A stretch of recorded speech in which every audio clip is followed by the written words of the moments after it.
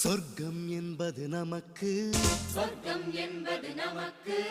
சுத்தம் உள்ள வீடுதான் சுத்தம் உள்ள வீடுதான் சொர்க்கம் என்பது நமக்கு சுத்தம் உள்ள வீடுதான்